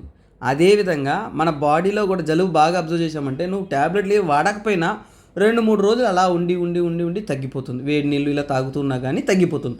అంటే ఏంటంటే మన బాడీలో ఇన్హెరెంట్గా కొన్ని రెసిస్టెన్సు అది ఏంటంటే మనకి ఆటోమేటిక్గా వస్తుంది. ఇవన్నీ కూడా ఏంటంటే టీ సెల్స్ వల్ల. కాకపోతే ఇందులో మనకి ఇంకొక ఎలిమెంట్ ఉంది, ఏంటంటేనన్నా మెమరీ టీ సెల్స్ అంటే ఏంటి? ఇందులో మనకి ఏంటంటేనన్నా మెమరీ టీ సెల్స్ అంటే ఏంటో తెలుసుకోవాలి. మెమరీ టీ సెల్స్ అంటే ఏంటంటేనన్నా, ఫర్ ఎగ్జాంపుల్ ఏంటంటే ఇప్పుడు మనకేంటంటే ప్రీ ఎగ్జిస్టింగ్ అంటే ఏంటన్నా, ప్రీ ఎగ్జిస్టింగ్ అంటే ఇంతకు ముందు నుంచి ఉంటున్న ప్రీ ఎగ్జిస్టింగ్ ఇమ్యూనిటీ అంటే అంతకుముందు ఇలాంటి ఒక డిసీజ్ మన బాడీలోకి వచ్చింది, దాన్ని ఎలా వ్యతిరేకించాలి అనే ఒక నాలెడ్జ్ అనేది అది తెలిసి పెట్టుకొని ఉంటుంది. ఆ నాలెడ్జ్ తెలిసి పెట్టుకున్న దాన్ని ఆ మెమరీ అనేది అంటే ఇక మీట అదే వైరస్ అదే ఎలిమెంట్ వచ్చినప్పుడు అంటే డైరెక్ట్గా దాడి చేయగలిగిన పొటెన్షియాలిటీ ఉన్నది ఇది. సో ఇదేంటి టీ సెల్స్ అని, ఓకేనా? టీ సెల్ మెమరీ అంటాం. సరే, ఇది బాగుంది. కానీ టీ సెల్ మెమరీ అనేది ఇప్పుడు ఏంటంటేనన్నా, ఇప్పుడు మనం అర్థం చేసుకోవాలా, omicron variant evolve strategies to evade T cell immunity. మనకి ఇప్పుడు అర్థమైపోయింది టీ సెల్ అనేది మనకి చాలా వరకు ఆరోగ్యాన్ని ఇస్తూ మనల్ని ఏంటంటే ఆ డిసీజెస్ని ఫైట్ చేసే క్యాపబిలిటీ అనేది ఇస్తుంది. కానీ ఈ ఒమిక్రాన్ వేరియంట్స్ కొత్తవి ఏదైతే వస్తుందో అవి తెలివిగా ఏంటంటే మన హ్యూమన్లో సర్వైవ్ అవుతూ ఆ టీ సెల్ ఇమ్యూనిటీ ఏదైతే మన బాడీని కాపాడుకుంటూ వస్తుందో దాన్ని ఓవర్టేక్ చేసే ప్రయత్నాలనే చేస్తుంది, దాన్ని ఓవర్కమ్ చేసే ప్రయత్నాలనే చేస్తుంది. సో మన బాలరాజ్కి అర్థమైపోయింది, oh my God this is so crucial. So మనకుంటున్న ఈ టీ సెల్ మెమరీని డ్యామేజ్ చేస్తుంది అనేది. సరే, ఈ టీ సెల్స్ వల్ల యూసెస్ ఏంటి? ఫస్ట్ యూసెస్, అసలు మన బాడీలో టీ సెల్స్ ఉన్నాయి, టీ సెల్స్ వల్ల ఉపయోగాలు ఏంటి? యూసెస్ విషయానికి వచ్చానంటే నాన్న, టీ సెల్స్ అనేది మనకేంటంటే చాలా వరకు ఏంటంటే నాన్న faster and stronger immune system అనేది ఇస్తుంది. స్ట్రాంగర్ ఇమ్యూన్ సిస్టమ్ అంటే రోగాన్ని ఎదురించగలిగిన శక్తి మనకి ఇస్తుందన్నమాట. సో అది మన యొక్క టీ సెల్స్ ఉండడం వల్ల మనకి ఉపయోగం అన్నమాట. తరువాత డిసీజ్ సివియారిటీ, ఒక జబ్బు మనల్ని తాకిందంటే అది విపరీతంగా పోకుండా సివియారిటీ పోకుండా ఏంటంటే ఇట్ విల్ బీ రెడ్యూసింగ్, అంటే డిసీజ్ సివియారిటీ అనేది లిమిట్ చేస్తుందన్నమాట. దాన్నే నేను మీకు ఇంకొకలా చెప్తున్నాను. అది ఎక్కడ చేస్తుందంటే ఇక్కడ చూడండి, సైటోటాక్సిక్ టీ సెల్స్ ఇక్కడ చూడొచ్చు. సైటోటాక్సిక్ టీ సెల్స్ ఏం చేస్తుందన్న ఇక్కడ మీకు ఏమర్థమవుతుంది? ఏమైంది? ఇన్ఫెక్ట్ అయిన సెల్ చూడండి, షుగర్ వచ్చిన వాళ్ళకి కాళ్ళల్లో ఇన్ఫెక్షన్స్ వస్తుంది, వాళ్ళు వేళ్ళు తీసేస్తారంటే కాళ్ళు తీస్తారు. ఏం చెప్తారు డాక్టరు? మీరు తీసేస్తే బతుకుతారు, తీయకపోతే చనిపోతారు అంటారు. అంటే ఏంటి? మనం బతకడం కోసం తీసేస్తాం కదా, ఆ విధంగానే మన ఇన్ఫెక్ట్ అయిన ట్యూమర్స్ని సెల్స్ని ఏంటంటే ఇంకా అది స్ప్రెడ్ కాకుండా ఉండడానికి ఈ సైటోటాక్సిక్ టీ సెల్స్ ఎలాగైతే షుగర్ పేషెంట్స్కి డాక్టర్స్ అయితే చేస్తారో అదే విధంగా చేస్తారనమాట. ఇక్కడ సెన్సిటివ్ ఎలిమెంట్స్ అన్న సండే కరెంట్ అఫైర్స్ అనేది ఎలా ఉంటుందంటే చాలా సెన్సిటివ్, సైన్స్ అండ్ టెక్నాలజీ సెన్సిటివ్గానే మనం చదువుతూ పోతాం. తర్వాత తీసుకున్నారు అంటే ఫర్ ఎగ్జాంపుల్ ఏంటంటే ఇక్కడ ఏంటంటే నాన్న, సో ఫర్ ఎగ్జాంపుల్ ఏంటంటే ఇది చాలా వరకు యాంటీబాడీ, మన బాడీలో యాంటీబాడీ అనేది రిలీజ్ చేస్తుంది. ఈ యాంటీబాడీ రెస్పాన్స్ అనేది దేనికంటే వైరస్కి అగెన్స్ట్గా ఫైట్ చేయడానికి ఇవి ఉంటుంది. ఓకేనా? యాంటీబాడీస్ వేరు, టీ సెల్స్ వేరు, అది మనకి క్లారిటీ ఉండాలి. ఈ యాంటీబాడీకి ఏంటంటే నాన్న, సో హెల్ప్ చేస్తుంది అనమాట. యాంటీబాడీ రెస్పాన్స్కి ఏంటి? సో ఫెసిలిటేట్ అంటే ఏంటి? చాలా వరకు యాంటీబాడీస్ ఎక్కువ రిలీజ్ అయ్యి మనకి ఇంకా వైరస్ అగెయిన్స్ట్గా సక్సెస్ఫుల్గా ఫైట్ చేయడానికి ఇది ఉపయోగపడుతుంది అనమాట. సో ఇది ఒకటి. ఓకేనా? తర్వాత ఏంటంటే నాన్న, ఇక్కడ మనము వ్యాక్సిన్స్ ఉపయోగిస్తాం కదా, ఇక్కడ వ్యాక్సిన్స్ అవన్నీ ఉపయోగించడం వల్ల ఒక టర్మ్ ఉంది. ఆ టర్మ్ మీకు చాలా ఇంపార్టెంట్ అంటున్నాను. ఇదే మీకు ప్రిలిమ్స్లో చదివేటప్పుడు కొన్ని చిన్న టర్మ్స్ మనం మిస్ చేస్తాం, అవి వస్తాయి. అందుకనే పర్టికులర్గా నా క్లాస్లో నేను అవి మెన్షన్ చేస్తాను. నా రెగ్యులర్ లైవ్ క్లాసెస్లో కూడా ఇదే చేస్తాను అన్న. సో ఓకేనా? ఇక్కడ చూడండి ఏంటంటే నాన్న, ఒరిజినల్ యాంటీజెన్, ఓకేనా, యాంటీజెనిక్ సిన్, ఈ టర్మ్ రీసెంట్గా ఉన్నింది. ఒరిజినల్ యాంటీజెనిక్ సిన్ ఇది కోవిడ్ ఈ సంబంధితమైన ఆర్టికల్స్లో ఇంక్లూడ్ చేయబడింది, అందుకే దీన్ని నేను మీకు వివరిస్తున్నాను. ఈ ఒరిజినల్ యాంటీజెన్ సిన్నే ఏమంటారంటే హాస్కిన్స్, ఓకేనా, హాస్కిన్స్ ఎఫెక్ట్ అంటారు. సో ఈ మొత్తం ఆర్టికల్ దేని గురించి మాట్లాడుతుంటే ఈ హాస్కిన్ ఎఫెక్ట్స్ గురించి మాట్లాడుతుంది. కానీ మనం ఏంటంటే ఏందెందో చదువుతాం కానీ హాస్కిన్స్ ఎఫెక్ట్ ఏంటో చదువుతాం. అదే అక్కడ చాలామంది చేసే తప్పు అదే. ఎగ్జామ్లో కూడా మీకు అడిగే క్వశ్చన్ ఇదే, ఇలాగే అడుగుతారు, ఇలాగే చాలామంది మిస్టేక్ చేస్తారు. కానీ మన క్లాస్ విన్న వాళ్ళు ఎవరు మిస్టేక్ చేయడండి, అందుకే మనం ఎఫిషియెంట్గా క్లాసెస్ ప్రొవైడ్ చేస్తూ ఉన్నాం. సో ఇక్కడ చూడండి, హాస్కిన్స్ ఎఫెక్ట్ అంటే ఏంటి? సో నాన్న ఎప్పుడైనా కానీ ఓవరాల్గా ఎక్స్ప్లెయిన్ చేస్తాను చూడండి. మన బాడీలో ముందు నుంచే ఒక జబ్బు వచ్చిందంటే దానికి అగెయిన్స్ట్గా మనకి ఇమ్యునాలజికల్ మెమరీ ఒకటి ఉంటుంది కదా, అది దాన్ని ఫైట్ చేయడానికి యాక్ట్ అవుతుంది. కానీ ఆ ఒక్క జబ్బు, ఆ యొక్క వైరస్ వస్తేనే ఫైట్ చేయడానికి రెడీగా ఉంటుంది. కానీ ఈ హాస్కిన్స్ ఎఫెక్ట్లో ఏంటంటే ఒకవేళ ఆ ఫారిన్ ఎలిమెంట్ కొద్దిగా డిఫరెంట్ చేంజ్ అంటే కొద్దిగా డిఫరెంట్ వెర్షన్గా వచ్చిందంటే అది ఈజీగా అనేది దాడి చేయగలదు అనమాట. కోవిడ్లో ఎందుకు ఇన్ని వేరియంట్స్ వస్తున్నాయంటే అదే కొన్ని మార్పులు, అంతే కదా అన్న. మనకి సినిమాలో చూపిస్తారు చూసారా, హీరో ఎంటర్ అవ్వాలనుకుంటాడు, ఎంటర్ అయ్యాడు, అంతే ఒక వేషం వేసుకుంటాడు, ఆ హెయిర్ స్టైల్ చేంజ్ చేసేది, బియర్డ్ పెట్టినది, అలాగే అంటే సిఐడి మూవీస్ ఇలా చూపిస్తారు చూసారా, వెంటనే అతను వెళ్ళిపోతాడు అనమాట, దొంగలా వెళ్ళిపోతాడు. సూర్య మూవీస్ వాటిలో కూడా చూపిస్తుంటారు, అయ్యన్ ఇవన్నిట్లో కూడా. సో ఏంటిది అలా మన బాడీలో ఎంటర్ అయ్యేటప్పుడు ఈ హాస్కిన్ ఎఫెక్ట్స్ అలాంటిదేనన్నా. ఫర్ ఎగ్జాంపుల్ ఏంటంటేనన్నా, మన బాడీలో, ఓకేనా, మన బాడీలో ఇమ్యూన్ సిస్టమ్ ఉంటుంది, ఓకేనా, ఇమ్యూన్ సిస్టమ్ ఉంటుంది. ఆ ఇమ్యూన్ సిస్టమ్ ఏంటంటేనన్నా, ఇమ్యూన్ సిస్టమ్కి ఏంటంటే ముందుగానే ఏంటంటే మనకి ఇమ్యునాలజికల్ మెమరీ ఉంటుంది. అంటే ఏంటంటే ఇమ్యునాలజికల్ మెమరీ అంటే ఏంటంటే ముందొచ్చిన డిసీజ్ ఏదైతే ఉంటుందో, వైరస్ ఏదైతే ఉంటుందో, ఈసారి అది వస్తే ఎలాగైనా సరే దాడి చేద్దాము అని రెడీగా అనేది ఉంటుంది. అంటే ఈ ఇమ్యునాలజికల్ మెమరీ ఎక్కడి నుంచి వస్తుందంటే ఎప్పుడు కూడా అంటే ప్రీవియస్ ఇన్ఫెక్షన్ నుంచి వస్తుంది. గుర్తుపెట్టుకోండి, ప్రీవియస్ ఇన్ఫెక్షన్ నుంచి వచ్చేదే ఇమ్యునాలజికల్ మెమరీ అన్నమాట. సో ఇప్పుడు ఏంటంటే నన్న ఒకవేళ ఓకేనా స్లైట్లీ డిఫరెంట్ వెర్షన్, సో ఒకవేళ స్లైట్లీ డిఫరెంట్ వెర్షన్ వచ్చిందనుకోండి, సో ఆ స్లైట్లీ డిఫరెంట్ వెర్షన్ అనేది ఏంటంటే ఈజీగా అనేది దాడి చేసుకుంది. ఓకేనా, సో డిఫరెంట్ వచ్చిందంటే అది ఇట్ క్యాన్ ఈజీలీ ఎన్కౌంటర్, అంటే ఈజీగా మన బాడీలో ఎంటర్ అయిపోతుంది. ఎంతదా టీ సెల్స్ గొప్ప అది అని మనం చేసుకుంటున్నాం, కానీ మళ్ళీ ఏంటంటే ఇలాంటి కొన్ని చేంజెస్ వల్ల ఏంటంటే ఈజీగా ఇంకొక డిసీజ్ అనేది స్ప్రెడ్ అయిపోతుంది. సో ఇక్కడ వారు చెప్పిన ఆర్టికల్ అదే, Omicron variants evolve strategies to avoid tea cell అంటే. సో ఇప్పుడు చూడండి, ఈ పార్ట్ మనం ఖచ్చితంగా చదవాలి. సో ఇక్కడ Omicron variants can survey better in human host. అన్నిటికన్నా కానీ ఒమిక్రాన్ వేరియంట్స్ మనుషుల్లో ఏంటంటే ఈజీగా అది సర్వే అవ్వదు. యాన్సెస్ట్రల్ స్ట్రెయిన్ అంటే ఫర్ ఎగ్జాంపుల్ అంటే ముందున్న ఇన్ఫెక్షన్ నుంచి ఉన్నవన్నీ కూడా అంటే వాటి నుంచి ఉన్న స్ట్రెయిన్స్ అన్నీ కూడా ఈ టీ సెల్స్ని మీడియేట్ చేసి దాని యొక్క ఇమ్యూనిటీని ఎలాగైనా కానీ ఓవర్కమ్ చేయడంలో ఎక్స్పర్ట్గా ఉన్నాయి. Neutralising antibodies help prevention while T cells reduce the viral load creating the so call infection by detecting and killing the infected cells. So ఇక్కడ చూడండి, యాంటీబాడీస్ ఏంటి, ఇన్ఫెక్షన్ రాకుండా కాపాడుకుంటుంది, ఫైట్ చేస్తుంది. టీ సెల్స్ ఏంటి, వైరల్ ఇన్ఫెక్షన్ ఎక్కువ కాకుండా fight చేస్తుంది. అలాగే when virus infects cell, immune system attaches the part of the virus antigen MH1 molecules the presenting the antigen on the out side of the infect cell. మొత్తానికి ఏంటంటేనన్నా ఈ MHC1 antigens అనేది వాటిపైనే ఉంటుంది. అవి ఏంటంటే common tricks of the virus to avoid the killing of inhibitant MHC1. So అంటే ఇక్కడ మనం ఎంతదా మనము ఆ వైరస్ని సప్రెస్ చేసినా మన బాడీలో దాని యొక్క స్ట్రెయిన్స్ మిగిలిపోయి ఉన్నాయి. అది స్ట్రెయిన్ మిగిలిపోయి ఉండింటే మెల్లమెల్లగా ఏంటంటే యాన్సెస్టర్ స్ట్రెయిన్, పాత ఇన్ఫెక్షన్ స్ట్రెయిన్స్ ఏదైతే ఉన్నాయో అవి ఎలాగైనా కానీ కొద్దిగా ఏంటంటే ఎబిలిటీ అనేది ఇంప్రూవ్ చేసుకుంటూ అవి టీ సెల్ని మీడియేట్ చేసి దాంట్లో ఉంటున్న ఓకేనా అంటే దాన్ని టీ సెల్ని దాటుకొని మన హ్యూమన్స్ని ఇన్ఫెక్ట్ చేయగలిగిన కెపబిలిటీ ఉంది. సో అలాంటి ఇమ్యూన్ ఎవేషన్ ఫ్రమ్ దేనంటే CD8 టీ సెల్స్. అలాగే వైరస్ అనేది ఇంకా బాగా సర్వే అవ్వగలిగి మనల్ని చాలా బాగా అటాక్ చేయగలిగి అందుకని మనకి వైరస్ ఇన్ఫెక్షన్ ఎక్కువ అవుతుంది అన్న. ఇది ఈ ఆర్టికల్ చదవడం వల్ల కాదు, బ్యాక్గ్రౌండ్ చదవడం వల్ల బ్యూటిఫుల్ ఆర్టికల్. ఆ బ్యాక్గ్రౌండ్ స్టడీ మీకు అద్భుతంగానే చేశాను. ఓకేనా, బాలరాజు హ్యాపీ, మీరు హ్యాపీ. ఓకే స్టూడెంట్స్, సో మన బాలరాజు అయ్యో కోవిడ్ వస్తుంది, మనం ఊర్లలో బతకొద్దు, అడవుల్లోకి వెళ్ళిపోతాం, హ్యాపీగా బతికిపోతామని ఫారెస్ట్కి వెళ్ళిపోయాడు. ఫారెస్ట్కి వెళ్తే ఒక ఎలుగుబంటి, ఓకేనా, ఎలుగుబంటి ఏం చేస్తుందంటే నిద్రపోతూ ఉంది. సో అది చలికాలం అన్నమాట. సో చలికాలంలో అది ఏం చేస్తుంది, నిద్రపోతుంది. దాన్ని ఏమంటాం, hibernating.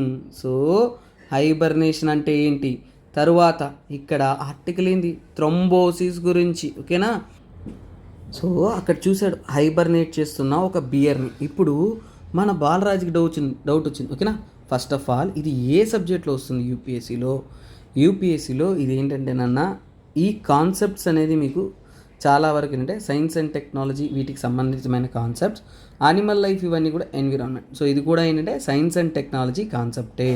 So first of all ఏం చూశాడు మన బాలరాజు, ఒక బియర్ అనేది పడుకోంది, ఎలుగుబంటి పడుకోంది. సో ఏం చేస్తుంది ఎలుగుబంటి పడుకొని అనుకుంటున్నాడు. సో అదే ఏమన్నారంటే హైబర్నేషన్ అన్నారు.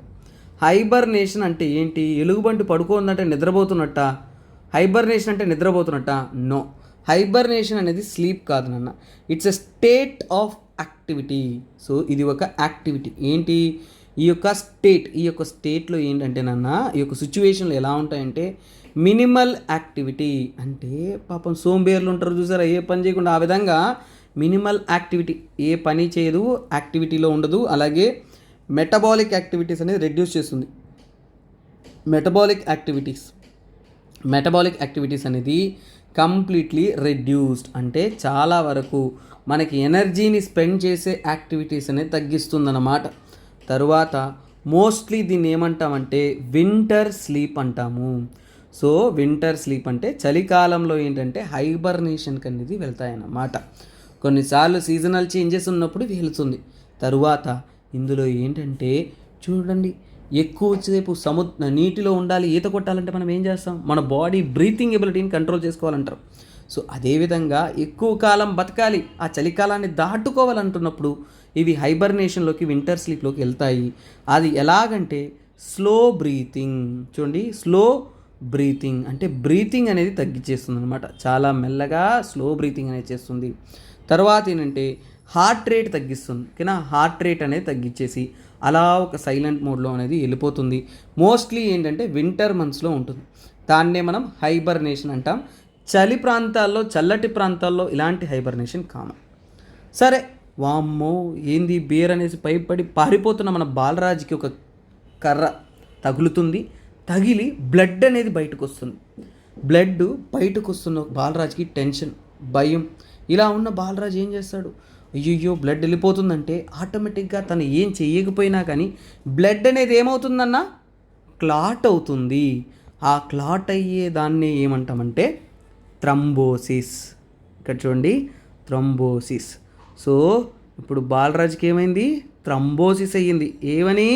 సో ఆ యొక్క బియర్ని చూసి పరిగెడుతున్న బాలరాజు సడన్గా ఏంటంటే దెబ్బ తగిలితే, సో అక్కడ ఏంటంటే ఫర్ ఎగ్జాంపుల్ ఏంటంటే, సో ఆ యొక్క బ్లడ్ అనేది ఏమైంది? గడ్డగట్టింది. కానీ నార్మల్గా మనకి బ్లడ్ అనేది గాయం, కాలు అనుకోండి, ఇక్కడ గాయం తగిలి ఇక్కడ ఫ్లో అవుతుండకుండా పైన గడ్డగట్టిందంటే దాన్ని మనము బ్లడ్ క్లాటింగ్ అంటాం. సో ఇప్పుడు ఫస్ట్ ఆఫ్ ఆల్ ఏంటి బ్లడ్ క్లాటింగ్ అంటే ఏంటి? సో చూడండి, బ్లడ్ క్లాటింగ్ అంటే ఏంటి నాన్న? సో ఇప్పుడు మనకి రక్తం అనేది మన బాడీ నుంచి ప్రవహిస్తున్నప్పుడు ఆ రక్తం అలాగే స్రావం ఎక్కువ అయిపోకుండా ఏంటంటే బ్లడ్ క్లాటింగ్ని ఏమంటామంటే, ఆ బ్లడ్ క్లాటింగ్ని మనం ఏమంటామంటే చూడండి కోయాగులేషన్ అంటాం. సో కోయాగులేషన్ అంటే మన బాలరాజుకి రక్తం అలా వెళ్ళిపోకుండా, ఆలోచించండి, దెబ్బ తగలగానే మన బాడీలో తనంతట తాను కోయాగులేషన్ ఫామ్ చేయకపోతే మన బ్లడ్ విపరీతంగా వెళ్ళిపోయి మొత్తం చచ్చిపోతాం కదా. సో అందువల్లనే మన బాడీ చూడండి ఫస్ట్ లైన్ ఆఫ్ డిఫెన్స్గా, ఓకేనా, ఫస్ట్ లైన్ ఆఫ్ డిఫెన్స్ అంటే మనల్ని కాపాడడం కోసం మొదటి పనిగా ఏంటంటే ఏం చేస్తుందంటే ఇక్కడ ఉంటున్న మన బాడీలో ఉంటున్న క్లాటింగ్ సిస్టమ్ యాక్టివేట్ చేసి మన బాడీని అనేది బ్లడ్ అనేది క్లాట్ అవుతుంది. అది ఎలాగంటేనన్నా ఫర్ ఎగ్జాంపుల్ అంటే ఒక సీల్ లాగా ఏర్పడుతుంది. అంటే ఏంటంటే like a plug or seal, ఒక సీల్ లాగా మన బ్లడ్ని అడ్డుకుంటుంది అనమాట. అంటే ఫ్లో కాకుండా అడ్డుకుంటుంది. సో ఇదేంటి నార్మల్గా ఏంటంటే ఇది బ్లడ్ క్లాట్ అంటాం. కాకపోతే చూడండి ఇక్కడ థ్రంబోసిస్ అనేది ఏంటంటేనన్నా, ఇప్పుడు మీకు బ్లడ్ క్లాటింగ్ అంటే క్లియర్గా అర్థమైంది కదా. కానీ ఇక్కడ చూడండి బ్లడ్ క్లాటింగ్ బయట అయ్యిందంటే ప్రాబ్లంలా బ్లడ్ ఫ్లో ఆగిపోతుంది. కానీ అదే బ్లడ్ క్లాటింగ్ అనేది with in a blood vessel అంటే రక్త కణాలలో బ్లడ్ వెజల్ లోపల చూడండి, బ్లడ్ వెజల్ లోపల అయ్యిందంటే సో చూడండి దాన్నే ఏమంటారు? సో దాన్నే ఏమంటాం? థ్రాంబస్ అంటారు. ఆ ప్రాసెస్నే మనము థ్రంబోసిస్ అని అంటారు. సో చూడండి ఇలా జరిగిందంటే ఏంటంటే ఇది డేంజరస్. బ్లడ్ క్లాటింగ్ అనేది మంచి విషయం, ఎందుకంటే మనకి బ్లడ్ క్లాట్ అయిందంటే ఏంటి, మనల్ని కాపాడుకోవడానికి హెల్ప్ అవుతుంది. కానీ ఇదే థ్రోంబోసిస్ అంటే రక్త కణాలలో మనకి ఫామ్ అయింది ఈ యొక్క బ్లాకేడ్. అంటే ఇక్కడ ఏంటి, దిస్ విల్ ఎఫెక్ట్ అంటే ఏంటి, ప్రివెంట్స్ అంటే ఏమైందన్నా, this will prevent the blood flow in circulatory system. So circulatory system ఏదైతే ఉంటుందో ఈ సర్క్యులేటరీ సిస్టమ్ రక్త ప్రవాహాన్ని మన బాడీలో అనేది అడ్డుకుంటుంది అనమాట. అంటే ఇది డేంజరస్ కదా నాన్న, వెంటనే మనం దీన్ని పూర్తి చేయాలి కదా, అంటే దీన్ని నివారించాలి కదా. సో ఎలా సార్ నివారించడం అంటే, ఒకటి మీకు సర్జరీ చేయాల్సి వస్తుంది, లేదంటే ఏంటంటే ఎలా ప్రివెంట్ చేస్తా అంటే యాంటీ కోఆగులేషన్ ఏమిస్తారు, యాంటీ కోఆగులెంట్ డ్రగ్స్ అనేది, యాంటీ కోఆగులెంట్ మెడిసిన్ అనేది ఇస్తారు, ఓకేనా, మెడికేషన్ ఇస్తారు. ఈ యాంటీ కోఆగులెంట్ మెడికేషన్ని మనం ఏమంటామంటే యాంటీ థ్రంబోసిస్, ఓకేనా, యాంటీ థ్రంబోటిక్ డ్రగ్స్ అని కూడా అంటారు, యాంటీ థ్రంబోటిక్ డ్రగ్స్. ఇప్పుడు మన బాలరాజ్కి ఏమైందో మనం ఎక్స్ప్లెయిన్ చేసాం. ఇప్పుడు మీ న్యూస్ ఆర్టికల్ చదవండి, స్వర్గమే స్వర్గం. సబ్జెక్టు మనకి అర్థం అవ్వడం ఎలా అర్థం అవుతుంది అంటే, కాన్సెప్ట్ అర్థం చేసుకుంటే స్వర్గం. నన్ను ఎక్కడ చూడండి, study shows factors protecting the bear against thrombosis. బియర్స్లో థ్రంబోసిస్ అని జరగకుండా ఎలా అడ్డుకుంటుంది, అది హైబర్నేషన్లో వెళ్ళినా సరే ఇలాంటి రక్త కణాలలో గడ్డలు ఫామ్ అయ్యి అది అడ్డుకోకుండా అది ఎలా, ఆ రక్త కణాలు చూడండి ఏదో ఒక గడ్డ కాదు, రక్తమే ఏంటంటే గడ్డగట్టడం, బ్లడ్ క్లాట్ అవ్వడం, అలా కాకుండా ఉండడానికి ఏది స్టడీ చేస్తున్న సైంటిస్ట్ కనుక్కున్నారు. సో ఏంటంటే హైబర్నేటింగ్ బ్రౌన్ బీర్స్ అంటే ఈ స్టడీ అనేది హైబర్నేటింగ్ బ్రౌన్ బీర్స్ మీద కూడా టెస్ట్ చేశారు. ఎందుకంటే ఎక్కువగా rarely suffer from blood clots, ఒక్కొక్కసారి ఇలాంటి జబ్బులతో అవి సఫర్ అవుతుంది కాబట్టి అలా కాకుండా ఉండడానికి వాటికి ఏంటంటే protect the animals against associated thrombosis, ఇలాంటి జంతువులో అలాంటి థ్రంబోసిస్ కాకుండా ఉండడానికి అనలిటిక్ పాయింట్స్ నుంచి ఏంటంటే ప్లేట్లెట్ ప్రోటీన్ HSP47 ఇది ఒక ప్రొటెక్టివ్ ప్రోటీన్ అనేది కనుక్కున్నారనమాట. సో అలాగే ఈ HSP47 అనేది ఈ థ్రంబో ప్రొటెక్షన్కి, ఇప్పుడు ఈ ఆర్టికల్ నేను చెప్పింది మీరు తెలియకుండా ఇప్పుడు చదివారంటే అర్థం కాదు, నేను చెప్పిన కాన్సెప్ట్ వినేసి చదివారంటే అద్భుతంగా అర్థమవుతుంది. అదే విషయం ఇక్కడ. So is conserved across several mammalian species. ఇలాంటి ఈ థ్రంబో ప్రోటీన్ HSP47 అనేది చాలా జీవరాశులు అనేది ఉంది. సో అందుకనే దీన్ని యాంటీ థ్రంబోటిక్ డ్రగ్గా అనేది ఉపయోగించవచ్చు. మనకి ఎగ్జామ్ పాయింట్ ఆఫ్ వ్యూలో ఏంటంటే HSP47 అంటే ఏంటి, అది ఒక యాంటీ థ్రంబోటిక్ డ్రగ్, లేదంటే అది ఒక థ్రంబో ప్రొటెక్టివ్ ఎలిమెంట్. ఇక్కడ ఇచ్చిన చూడండి, థ్రంబో ప్రొటెక్టివ్ ఎలిమెంట్. ఈ విషయాన్ని నేను చెప్పాలి మీకు. ఈ విషయాన్ని ఫ్యాక్ట్గా చెప్పానంటే అది ఒక బేసిక్ లెవెల్ ఎగ్జామినేషన్. ఈ విషయాన్ని అర్థం చేసుకోవడానికి మీకు ఎలా చెప్పాను, థ్రంబోసిస్ అంటే ఏంటి, బాలరాజ్ స్టోరీ ఏంటి, హైబర్నేషన్ అంటే, ఇన్ని విషయాలు తెలుసుకొని సబ్జెక్ట్ తిరిగితే ఈ ఆర్టికల్ మీకు అర్థమైంది. చాలా చిన్న ఆర్టికల్ అనుకుంటారు, కానీ వెనక చాలా విషయం దాగుంది. ఓకేనా. సో ఇది కొద్దిగా మెడికల్ టర్మ్స్ కాబట్టి కొద్దిగా కొత్తగా ఉంటుంది, but this will be the best నాన్న. నేను ఎప్పుడు గ్యారంటీ ఇస్తాను. ఒక సబ్జెక్టు నిజం చెప్తున్నాను, మీరు సపోర్ట్ చేసి పాజిటివ్ కామెంట్ చేసి బాగా ఎనర్జెటిక్గా ఇంకా వ్యూస్ పెంచుతూ ఉండండి. మనం మాత్రం తగ్గేదేలే. సబ్జెక్ట్ ది బెస్టే. మనం ఇండియాలోనే కంపేర్ చేసుకుని మన సబ్జెక్ట్ క్వాలిటీ ఉండాలి. SPR సార్ చెప్పారంటే అది క్వాలిటీ ఉండాలి, తగ్గేదే లేదు. ఓకేనా. ఆ కాన్ఫిడెన్స్ లెవెల్ చదవండి అన్న. మీరు ఎగ్జామ్స్లో ఇక్కడ ఈ వీడియో చూసిన ప్రతి ఒక్కరికి నేను ఒకటే చెప్తున్నాను, ప్రతి ఒక్కరూ సక్సెస్ అవ్వాలన్న, ప్రతి ఒక్కరు గవర్నమెంట్ జాబ్స్ కొట్టాలి, ప్రతి ఒక్కరు UPSC అనేది మీరు కలగన్నారా, అది ఎంత కఠినమైన జీవితం మీకున్నా కానీ, ఎంత స్ట్రగుల్ మీ వెంట వచ్చినా కానీ సక్సెస్ అయ్యి మీరు ఎవరో ప్రపంచానికి పరిచయం చేయండి అన్న. I am here on your side. Let's get in to the topic of the day. ఇక్కడ 3 dead as paramilitary and army clashes in Sudan. అసలు సూడాన్లో ఏం జరుగుతుంది, సూడాన్లో ఎందుకు గొడవ జరుగుతుంది, బ్యాక్గ్రౌండ్ స్టడీతో పాటు తెలుసుకుందామా. పాపం మన బాలరాజు ఈ యొక్క సో కాల్డ్ ఏంటిది బియర్ని చూసిన తర్వాత పరిగెడుతూ సూడాన్కి వెళ్ళిపోయాడు. అయ్యో, ఈ యొక్క బియర్ నుంచి తప్పించుకున్నాం అనుకుంటే ఇక్కడ ఒకవైపు ఆర్మీ, ఒకవైపు పారామిలిటరీ డిష్యూమ్ కాల్చుకున్నారు. అలా చెవులు పట్టుకుని బాలరాజు ఒక మూల కూర్చుంటే పాపం ఒక అమ్మాయి పరిచయం అవుతుంది. పాపం దాని పేరు పుల్లమ్మ. ఏం చెప్తుంది, బాలరాజు ఏమి భయపడుతున్నావా, ఇది మా కామనే ఆఫ్రికన్ అమ్మాయి పుల్లమ్మ. ఏమని అసలు బాలరాజు అడుగుతాడు, అసలు ఎందుకు సూడాన్లో ఇట్లా కొట్టుకొని వస్తున్నారు, అసలు దీనికి కారణం ఏంటని మన బాలరాజు అడిగితే పాపం చెబుతుంది, నువ్వు UPSC ప్రిపేర్ అవుతున్నావు కదా బాలరాజు, ఇది ఇంటర్నేషనల్ రిలేషన్స్లోను ఇంటర్నేషనల్ ఇష్యూస్లోను వస్తుంది, ఖచ్చితంగా వాటి గురించి మనం తెలుసుకోవాలి. అలాగే రీజనల్ కాన్ఫ్లిక్ట్స్లోనూ వస్తుంది కాన్సెప్టు. సో అందువల్ల వీటి గురించి మనం తెలుసుకోవాలి, కరెంట్ అఫైర్స్లోనే ఇంపార్టెంట్. అందుకే నేను వివరిస్తాను అనేసి పాపం ఆఫ్రికన్ అమ్మాయి అయిన పుల్లమ్మ చేసి వివరిస్తుందన్నమాట ఎందుకు సూడాన్లో క్లాషెస్ జరుగుతున్నాయి. సో చూడండి స్టూడెంట్స్, మన బాలరాజు చేసి ఈ బిల్డింగ్ వెనకే దాక్కున్నాడు. సో అప్పుడు పరిచయం అయింది మన పుల్లమ్మ. ఆమె స్టోరీ చెప్తుంది.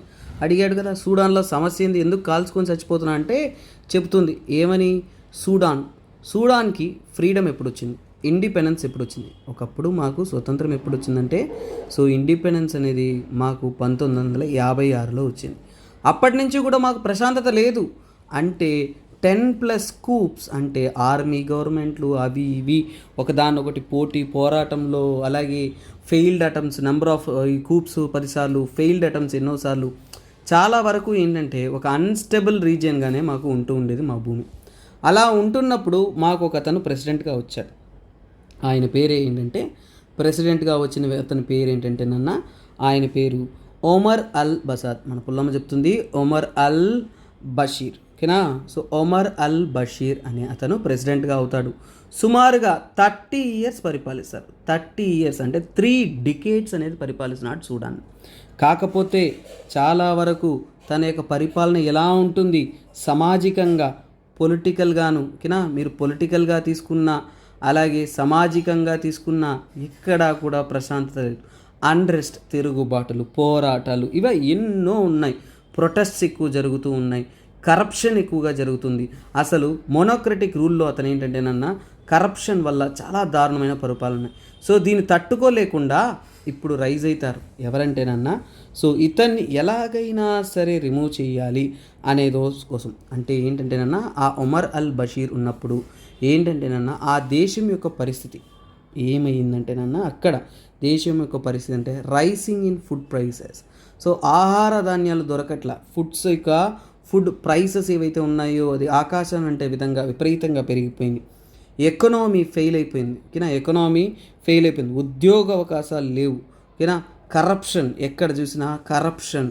సో ఇంకొక వైపు చూస్తుంటే చాలా వరకు తిరుగుబాట్లు, పొలిటికల్ ఫ్రీడమ్ లేదు. ఓకేనా, సో అందరినీ కూడా అరెస్ట్ చేయించారు, ప్రెస్ ఫ్రీడమ్ లేదు. ఇలాంటి ఒక దారుణమైన పరిస్థితిలో ఉన్నప్పుడు సో ఇక ఇది కాదు అనేసి 2019లో ఏమైందంటేనన్నా 2019లో ఏంటంటే సో అక్కడున్న మిలిటరీ, ఓకేనా, మిలిటరీ అనేది కూ అంటే సో మిలిటరీ అనేది కూ చేస్తుంది. అంటే ఏంటంటే మిలిటరీ కూ అంటే ఏంటంటేనన్నా అక్కడున్న మిలిటరీ అనేది ఉన్న అతన్ని రిమూవ్ చేసేయడం, తనని ఏంటంటే రిమూవ్డ్ ఫ్రమ్ పవర్.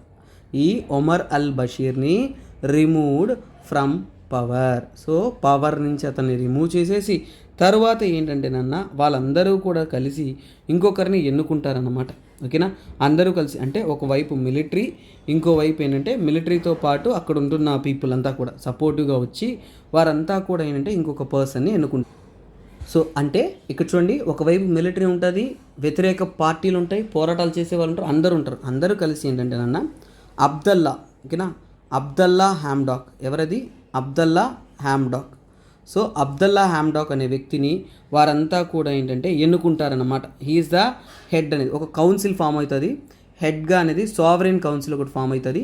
ఆ సావరెన్ కౌన్సిల్ ఫామ్ అయ్యి ఆ కౌన్సిల్ తరపున ఇతని హెడ్గా అనేది ఎంచుకుంటారు. కానీ ఇక్కడ ఒక తరపు ప్రజలు ఏంటంటేనన్నా ఎంతైనా వాళ్ళు డెమోక్రటిక్ గవర్నమెంట్ ట్రై చేస్తారు. ఓకేనా, డెమోక్రటిక్ గవర్నమెంట్ ఉండాలి అనేది కోరుకుంటారు. కానీ ఇక్కడ ఏంటంటేనన్నా ఎప్పుడైనా డెమోక్రటిక్ గవర్నమెంట్ వచ్చిందంటే మిలిటరీకి పవర్ ఉండదు. కానీ ఇక్కడ ఏంటి, మిలిటరీ పవర్ ఉంది. సో అంటే ఏంటి, హ్యామ్డాక్ పరిపాలన అంటే అతను ఎవరితో పొత్తు పెట్టుకున్నాడు, అతనికి ఖచ్చితంగా అంటే మిలిటరీతో కోఆర్డినేషన్ పెట్టుకున్నాడు. సో మిలిటరీతో కోఆర్డినేషన్ పెట్టుకున్నప్పుడు ఇది కరెక్ట్ కాదు, గవర్నెన్స్ అనేది సరిగా జరగదు. నో గుడ్ గవర్నెన్స్ అంటే పరిపాలన అనేది సరిగా లేదు. మిలిటరీయే వాళ్ళ ఇష్టానికి వారు యాక్ట్ చేస్తున్నారు, ఎవరిష్టానికి వాళ్ళు ప్రవర్తిస్తున్నారు, ప్రజలకు మేలు చెయ్యట్లేదు అనేది అర్థమైపోయింది. తిరుగుబాటుదారులు మళ్ళీ స్టార్ట్ అయ్యారు. అదే సమయంలో ఇక్కడ ఎన్నో ప్రాబ్లమ్స్ అంటే ఏంటంటేనన్నా సో 2021 అక్టోబర్లో ఏం చేశారు అంటే హ్యామ్డాక్ రిజైన్. ఈ హ్యామ్డాక్ వచ్చేసి వద్దురానైనా ఈ గొడవలు నేను వెళ్ళిపోతాను, నా వల్లే ప్రాబ్లం అయితే నేను వెళ్ళిపోతాను అన్నట్టు రిజైన్ చేశాడు. కానీ రిజైన్ చేసినప్పటి నుంచి కూడా ఏంటంటే మళ్ళీ ఏంటంటే రీఇన్స్టిగేట్ చేసి అక్కడ పొలిటికల్ అండ్రెస్ట్ స్టార్ట్ అయిపోయింది. కానీ ఇక్కడ సివిలియన్ ప్రజలందరూ కూడా ఏంటంటే ఇక్కడ ప్రజలకు, ఓకేనా, అంటే ఒకవైపు మిలిటరీకి, ఒకవైపు ఆ ప్రాంతంలో ఉన్న మిలిటరీకి, తర్వాత సివిలియన్కి, సామాన్య ప్రజలు ఎవరైతే ఉన్నారో ఆ సివిలియన్ పీపుల్ ఎవరైతే ఉన్నారో ఆ పీపుల్ అందరికీ కూడా సో ఏంటంటేనన్నా ఒక ప్రొటెస్ట్ అనేది, తిరుగుబాటు, ఓకేనా, ప్రొటెస్ట్ జరుగుతుంది. ఎందుకు ఆ ప్రొటెస్ట్ ఎందుకంటే ఆ రాజ్యంలో ఏంటంటే ఆ ప్రాంతంలో ఏంటంటే డెమోక్రసీ రావాలి, పొలిటికల్ గాను అలాగే ఎకనామిక్ గాను రిఫార్మ్ అనేది రావాలి, మార్పు తీసుకురావాలి అనేది వారి యొక్క కోరిక అన్నమాట. తర్వాత ఏంటంటే అక్కడున్న పొలిటికల్ అంట్రెస్ట్ అనేది చాలా పెద్ద సమస్యగా మారింది. తర్వాత ఏంటంటే అక్కడున్న ఎకనామిక్ క్రైసిస్ పీక్స్లోకి వెళ్ళిపోయింది. తరువాత పక్క దేశాల నుంచి రిఫ్యూజీస్ కూడా ఇంక్రీజింగ్. రిఫ్యూజీస్ అంటే పక్క దేశాల నుంచి ఆశ్రయించడానికి వచ్చిన ప్రజలు. సో వారు పెరుగుతూ ఉన్నారు. సమస్య అనేది తలను మించిపోయి తట్టుకోలేకుండా పెరిగిపోతుంది. సో ఇలా ఉంటుందని చెప్తారు. మన బాలరాజుకి పాపం పుల్లమ్మ బాగా వివరించగానే సరే బాలరాజు, నువ్వు ఇవన్నీ తెలుసుకుంటున్నావే, నువ్వు ఇండియా నుంచి వచ్చావు కదా, అసలు నీకెందుకు బాలరాజు ఇది అంటే మన దేశం అంటే మీ దేశానికి ఎందుకు మా దేశపు సమస్యలు, what is the India impact అంటే సూడాన్లో ఎక్కడో జరిగితే మనకి ఇండియాలో ఎందుకు ఉపయోగము అని పుల్లమ్మ బాలరాజు అంటాడు. అప్పుడు బాలరాజు చెప్తాడు, దేశం మీదే గొడవ మీదే, కానీ మా దేశంలో కూడా దీనివల్ల ప్రభావం పడుతుంది ఎందుకు సార్ అని అడిగితే అప్పుడు చెప్తారు. చాలా వరకు ఏంటంటే మన ఇండియాకి చూడండి సూడాన్తో ఇండైరెక్ట్గా చాలా వరకు ఏంటంటే కమిట్మెంట్స్ ఉన్నాయి. ఇండైరెక్ట్గా ఏంటంటే ట్రేడ్ పరంగా, తర్వాత ఏంటంటే ఎనర్జీ పరంగా, తర్వాత ఏంటంటే సెక్యూరిటీ పరంగా కొన్ని టైఅప్స్ అనేది మనకి ఉన్నాయి. రెండు దేశాల మధ్య సత్సంబంధం అనేది ఉంది. అలాగే చూడండి 2020లో మాత్రం తీసుకున్నా అంటే మా ఇద్దరి మధ్య జరుగుతున్న ట్రేడింగ్ పార్ట్నర్, ఓకేనా, ట్రేడింగ్ విషయాన్ని తీసుకుంటే $1.5 బిలియన్ అనేది జరుగుతుంది. వ్యాపారం అనేది రెండు దేశాల మధ్య ఇంత బాగా బైలాటరల్ ట్రేడ్ అనేది జరుగుతుంది. అంటే ఈ ట్రేడ్ అనేది ఎప్పుడైనా మీ దేశంలో ఏదైనా గొడవలు వచ్చినప్పుడు ఇంపాక్ట్ అవుతుంది కదా. అలాగే ఏంటంటేనన్నా సూడాన్ అనేది మనకి క్రూడ్ ఆయిల్ ఇవ్వడంలో ఒక రిసోర్స్, ఓకేనా, క్రూడ్ ఆయిల్ రిసోర్స్ అనమాట, క్రూడ్ ఆయిల్ రిసోర్స్ అనమాట. అంటే ఏంటి, మనకి క్రూడ్ ఆయిల్ సప్లైంగ్లో సూడాన్ అనేది ఒక ఇంపార్టెంట్. సో అలాగే ఏంటంటే సూడాన్ అనేది మనకి ఏంటంటే చాలా వరకు అంటే ఈస్ట్ ఆఫ్రికన్ కంట్రీతో బార్డర్ చేస్తుంది, ఓకేనా, ఈస్ట్ ఆఫ్రికన్ కంట్రీస్తో బార్డర్ చేస్తుంది. అలాగే రెడ్ సీతో బార్డర్ చేస్తుంది. ఇవన్నీ కూడా ఏంటంటే సెన్సిటివ్ లొకేషన్స్, సెన్సిటివ్ థింగ్స్ అని చాలా చాలా సెన్సిటివ్ అనమాట. సో అలాగే ఏంటంటే మన ఇండియా అనేది ఏంటినన్నా ఎప్పుడు కూడా ప్రపంచ దేశంలో ఏంటంటే ఒక డెమోక్రసీ రావాలని కోరుకునే దేశం కదా. సో అందుకనే సూడాన్ ప్రజల్లో కూడా మనం లార్జెస్ట్ డెమోక్రసీ కాబట్టి అక్కడ కూడా ఏంటంటే పీపుల్కి పీస్ దొరకాలి, డెమోక్రసీ దొరకాలి అంటే ప్రపంచవ్యాప్తంగా కూడా మనం ఎన్నో ప్రయత్నాలు చేస్తూ ఉంటాం. అందులో ఇది స్టెబిలిటీ కూడా ఇక్కడ ఉండాలి అనేది ఒక హ్యూమానిటేరియన్ యాక్సెస్లో మనం పనిచేస్తున్నాం. తర్వాత ఏంటంటే మన ఇండియా నుంచి కూడా హ్యూమానిటేరియన్ అసిస్టెన్స్ మామూలుగా ఇవ్వట్ల. హ్యూమానిటేరియన్ అసిస్టెన్స్లో తీసుకున్నామంటే మనం చాలా వరకు ఏంటంటే యూఎన్తో పీస్ కీపింగ్ ఫోర్స్ ఏదైతే ఉంటుందో ఈ పీస్ కీపింగ్ ఫోర్స్తో కూడా మన ఇండియన్స్ చాలామంది వర్క్ చేస్తూ సపోర్ట్ చేస్తున్న ఈ ప్రాంతంలో ప్రశాంతత నెలకొల్పడానికి. అలాగే ఏంటంటే కోవిడ్-19 టైంలో మనము మెడిసిన్స్ అంతా కూడా మీ దేశానికి పంపించాం. సో మొత్తానికి ఏంటంటే ఇండియా అనేది గాడ్ ఫాదర్ లాగా. సో మీకు అందరికీ కూడా ఎప్పుడు కూడా మేలు చేస్తున్నాను పుల్లమ్మ చెప్తే పాపం పుల్లమ్మ ఇంప్రెస్ అయిపోయి మన బాలరాజుకి పడిపోతుంది అనమాట. సో వాళ్ళిద్దరూ కలిశాక మన బాలరాజు అడుగుతారు, మీ సూడాన్ ఎక్కడుంది, మ్యాప్ పాయింటింగ్ కూడా కావాలి కదా, ఇంపార్టెంట్ ఒకసారి చూపినంటే పాపం పుల్లమ్మ చూపిస్తుంది. మా సూడాన్ ఎక్కడుంది, ఆఫ్రికాలో ఈస్టర్న్ పార్ట్లో ఉంది మన సూడాన్ అన్నమాట. దాని యొక్క క్యాపిటల్, మా సూడాన్ క్యాపిటల్ ఏంటి, ఖార్టూమ్ అనేది క్యాపిటల్. ఆఫ్రికాలో ఉంటున్న ఈస్టర్న్ మోస్ట్ కంట్రీస్ అన్నిటితో కూడా బార్డర్ చేస్తుంది. అందులో Eritrea, Ethiopia, south Sudan, central African republic, Chad, Libya, Egypt ఇలాంటి ముఖ్యమైన దేశాలతో 1 2 3 4 5 6 7 కంట్రీస్తో బార్డర్ చేస్తుంది. అలాగే మాకు తూర్పు వైపు రెడ్ సీతో కూడా కనెక్టివిటీ ఉంది. ఆ రెడ్ సీ అనేది ప్రపంచవ్యాప్తంగా కూడా ట్రేడ్ రూట్స్లో చాలా చాలా ఇంపార్టెంట్. సో సూడాన్తో మన ఇండియాకు ఉంటున్న సత్సంబంధం అనేది ఆ ట్రేడ్ రూట్లో మన ప్రామినెన్స్ ఇవ్వడానికి కూడా ఉంటుంది. అలాగే మెల్లమెల్లగా చైనా అనేది ఈ ప్రాంతాల్లో కూడా ఏంటంటే వాళ్ళ యొక్క ప్రాముఖ్యత అనేది తెలుపుతున్నారు. సో అంటే వాళ్ళు చాలా వరకు ఈ యొక్క బేస్ అనేది ఇక్కడ ఏర్పరచడానికి ఎన్నో అనేది చేస్తున్నారు. దాని గురించి నేను మీకు డిజెబోటి అనే ఒక ప్లేసెస్ గురించి ఇంతకుముందు ఆర్టికల్లో చెప్పున్నాను.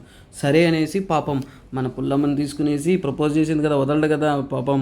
అక్కడి నుంచి ఆఫ్రికా అమ్మాయి తీసుకుని దుక్కుంటూ రెడ్ సీలోకి వచ్చేస్తాడనమాట. రెడ్ సీలోకి వస్తే చైనా షిప్ ఉంటుంది. చైనా షిప్ ఒకటి ఎక్కేసి అలా వెళ్ళిపోదామని చూస్తూ ఉంటే సో అప్పుడు తనకి అర్థమవుతుంది ఏమని, చైనా వాళ్ళు చేస్తున్న అఘాయిత్యాలు ఏంటి, చైనా వల్ల మన ఇండియాకు వస్తున్న థ్రెట్స్ ఏంటి అని తెలుస్తుంది.